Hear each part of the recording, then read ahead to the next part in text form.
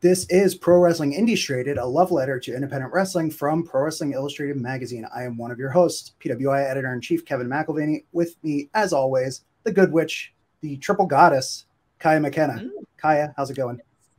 I'm doing wonderful, Kevin. How are you doing this afternoon? Doing great, and excited to talk to our guest here today. Who me too. The reigning, and there it is, there's the belt. There it is. The wXw Women's Champion, Ava Everett.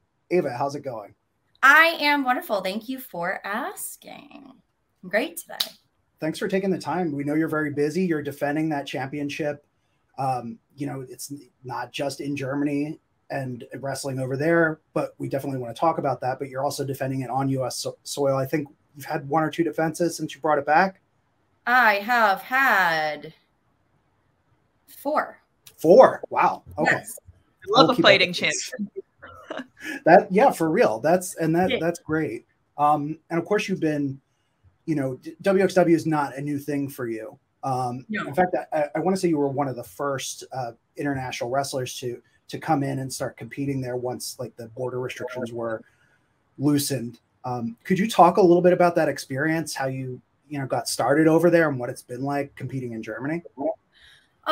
Yeah, it was really cool. So during COVID, I was working for a job that like I lost a bunch of hours. So I had a lot of free time, and when things were starting to like get back up and running, I was kind of trying to decide like if I still wanted to do what I was doing or like move on or what I was going to do with my life. I was interested in traveling and getting out there. So I reached out to wXw because I just wanted to go and train at the academy. It's a really fantastic facility in Europe. It's, I would say, the best in Europe. So I went over, I had an Airbnb. I stayed there my first trip for about 2 months. And I ended up winning the title the first time, my very first trip there. So it kind of like I hit the ground running from there. That first trip kind of really changed a lot for me in my career and like the trajectory I was going.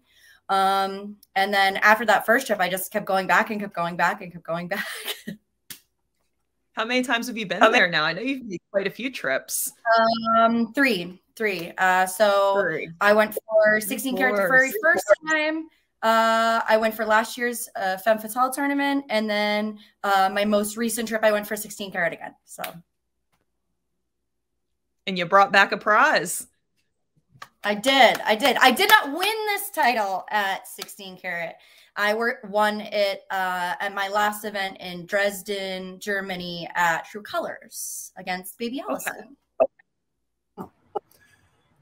So, I mean, you've hit a couple of different major cities in Germany because they host, I guess, Oberhausen is the home city for wXw, but they really go all over the place. Yes. What's it been like? Had you been to Germany just like as a tourist, as a visitor before this? And if not, what was the experience like just going over and seeing that country? Because I can say my limited experience being there, it's a beautiful, beautiful place. Mm-hmm. So I had been to Europe before, but never Germany. So my first trip there was like my first time experiencing the country as a whole.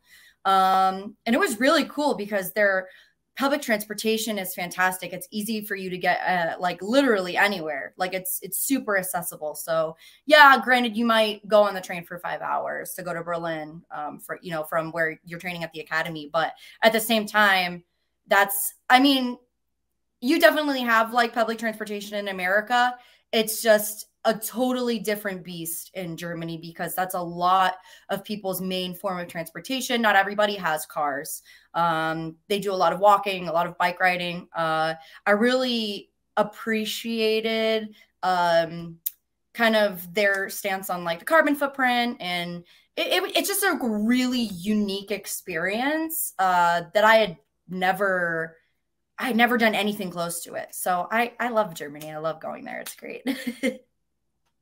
As far as the travel is concerned, that sounds like it would be super convenient for wrestling in the sense of think about all the times when we're here stateside and we got a pile in cars. Do you have to rent a car? Maybe you get an Uber. Is somebody's minion picking you up? You don't know. Who knows? But there it's a lot more like together. It seems like you can just get on public transportation and get anywhere you need to go and not have to worry about any of the nuances. Mm-hmm. And sometimes like we do car rides. A lot of times we do, or buses or vans or whatever it is. But I know for a couple of shows, it's been very easy for me to just like hop on a train and then I meet somebody at like the public train station. But the thing that's nice too is once you're at the train station, there's a bus that takes you everywhere, or it's very safe to walk. So you don't really have to worry about not getting somewhere unless the trains are canceled, which happens a lot. Oh no. Yeah, that is something you have to watch out for. I want to talk about a couple of upcoming matches you have. Well, actually one specific upcoming match you have, and then I want to ask you about a challenge that was issued to you. But before we do that, I would like to hear a little bit more about the women's division at wXw, because I think it's worth noting that wXw is sort of in a different stage right now. The relationship they had with WWE is, you know, it's kind of no more. They're back on operating as they were operating as an independent, but they're really just doing things their own way and building their own strong platform as this European wrestling promotion. Is it so? I don't think we're understating it to say that you are a focal point of that division, the women's division. You know, and they have some at the same time homegrown stars, people from Europe, people from Germany. Could you talk a little bit about some of the other wrestlers in the division? Because people who are watching this may not be familiar with them at all, but they know you. Yeah, I feel like the women's division there, when I first came over, was kind of going through a revitalization, right? So after COVID and then also with like NXT UK, a lot of the girls that they had been using or were using got signed. So the pool of women really decreased. So when I went over my first trip, I think I wrestled for the most part the same 3 girls over and over and over again, just because there weren't a lot of girls around at the time. And those that were, it maybe wasn't always accessible for them to get there from certain countries into Germany. So, because they were very strict about COVID regulations. So since I've been there the past few times, I think the women's division has grown substantially. I've worked a lot with baby Allison, who was the champion before myself. Eva Kolaski from Hungary, Maria de la Rosa from Spain. There's so many girls now. Alice Inc. is from Finland or Sweden. I think Sweden. I don't know. Figure that out and just like put the flag, like superimpose the flag over my face, because she'd be like, I'm not from there. Let me think. There are quite a few girls from France, Amal and Calypso. There's also been a lot of women from the United States that have gone over as of recently. Becca, my current frenemy tag partner, international pop star, she's worked with wXw. We've also seen Devlyn, Macabre go over. So it's just, and that's only like a small handful of girls that are over there right now that are, it's like, I feel like it's a sprinkle and things are like pouring. People are pouring in because it's a really great environment. For sure. Melting. Oh, I'm sorry. It seems like it's a giant melting pot for women's wrestling. Like, and that's really cool that people are coming from all over and just putting their flavor in, you know? There aren't too many ecosystems that have that much influence. Yeah. All in. Yeah. I did double check. Alice Inc. is from Sweden. Thank you. When you said Finland, I was thinking Sweden featured her. I was like, well, I was just talking to a friend from Finland, so then I said it, and I was like, that's not right. You had Scandinavia was right. Like I said, superimpose the Swedish flag over me. So you mentioned a name there that I think we have to acknowledge, an elephant in the room here. Devlyn Macabre actually issued a challenge to you by video. She was, she had some kind of pretty antagonizing words to say, because the two of you have a lot of history. She credits you with being someone who was very welcoming to her early on, but now it sounds like she wants to come for you and come for that title. What do you have to say to her challenge specifically? Do you accept? I mean, absolutely. I think I've said it from the very beginning. Since I won this title, I've made it very, very clear. Like Kaia has said earlier, like, I'm a fighting champion, and I'll fight anybody, to be honest. I think that this title has so much potential to shine. And if someone is going to have, I guess, the gall to come at me and say, hey, I want to challenge you for your title. Yeah, maybe you were inviting to me at one point. Sorry, my dog's barking.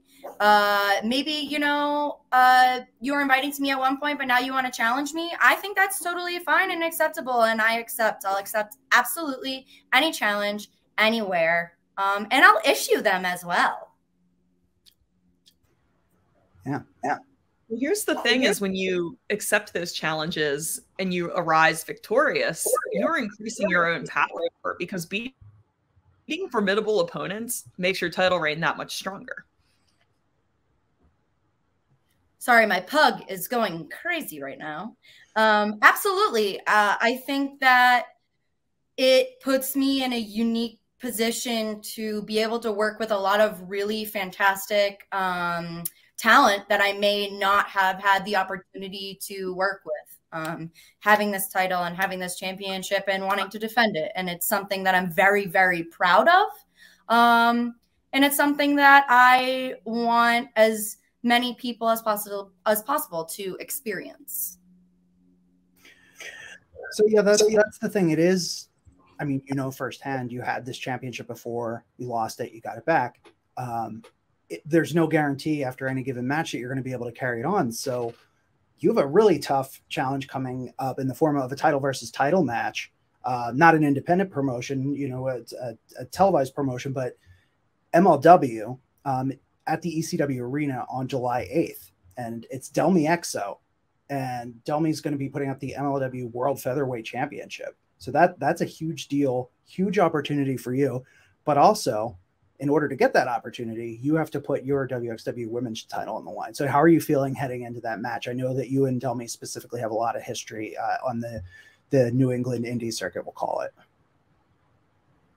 So I think challenging Delmi in a title for title was kind of a natural progression for myself. And the reason I did it was exactly what you said. I have a lot of history with Delmi. I don't think a lot of people realize that Delmi was in my first match ever. I have known her from the infancy of my, yeah, she was. I have known her from the infancy of my career when things first started. But I also think it's very important to note that Delmi and I have never wrestled in a singles match ever. Every single match that we have had has been tag team action. So where we do know each other and we know our move sets, I don't think either of us know really what to expect from one another, because we've never worked individually against one another. And for me, this title and making this title a recognized world championship, and then seeing someone I'm so close with also have their own world championship, I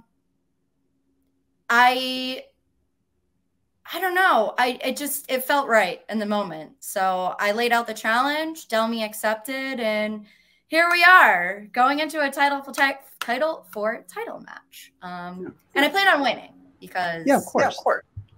I'll to win. You mentioned that you issued the challenge, and that's something I did not mention up front. But this is a liability for you in that WXW women's title's on the line. But you're the one who took this step. You really called your shot, And honestly, I don't think I'd realized that the two of you had not faced off one-on-one either. So that's exciting on top of everything else. Worth noting too that since that very first time that you stepped into the ring, both of you have grown so much as wrestlers, as people, and I think it's fitting. But have you done the tape study? Have you done that kind of thing to get ready for this? Absolutely. I've seen a lot of Delmi Exo matches, in person, not in person. I watch a lot of IWTV. I've been at grind shows. She's been at limitless shows. There is so much tape study going on between us both, I'm sure, at all times, because we share locker rooms together very, very often. We know each other very well. So I'm really intrigued to see how this goes.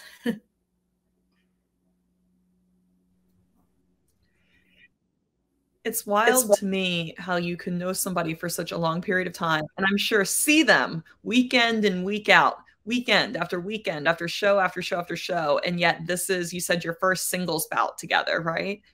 And it makes you wonder if all that time in between was just leading up to this one moment where you guys clash off. I absolutely can agree with that. I feel like everything happens for a reason, and the trajectory of our lives go specific ways and specific routes. And every single time that I have been supposed to be working Delmi, just to Delmi, it's never happened. And now we're at a point where we're going to be going one-on-one in a title for title match at the ECW arena, on a televised stage. And I think that it's just such a unique, natural progression that I don't think anybody anticipated. No, it's like the universe was saving it for this specific event, the specific bout on this specific platform on this weekend. It was just everything coming together to create the perfect match. Yeah, it's really cool when that happens. I'm really looking forward to this. I'm going to do my best to be there in person, actually, for the match. We know you're busy. You have this match to get ready for. You have a lot of other things on your plate.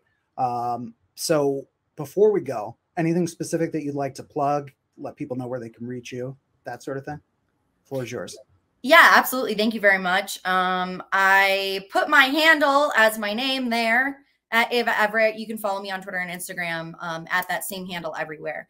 I do have a Facebook fan page, OnlyFans, Patreon, you name it. You can find me there.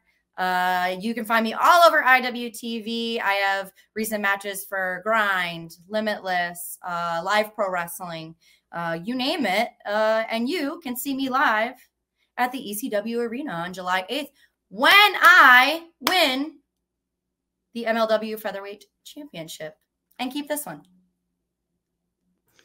Awesome. We'll have to have you back on to show off both belts at the same time. Yes, you will. Absolutely. Kaia, anything to plug on your end before we part ways here?